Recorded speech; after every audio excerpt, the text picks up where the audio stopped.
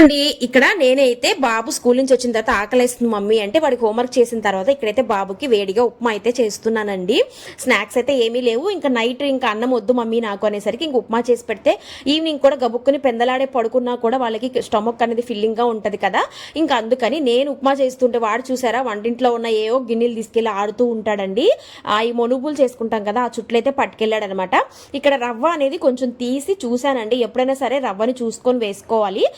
ఇంకా ఆ తర్వాత వాటర్ బాగా మరిగిన తర్వాత ఇక్కడ రవ్వ వేసా. నార్మల్గా అయితే నేను రవ్వ వేయించి వేడి నీళ్ళు పోస్తాను, కానీ ఇక్కడ చిన్న బాబుకు చేస్తున్నాను కదండి, కొంచెం ఇలా వేసామంటే కొంచెం జారుడుగా జావగా ఉంటే వాడు తింటాడు, మరి పొడి పొడిగా ముద్దలు ముద్దలుగా ఉంటే తినలేడు అనమాట.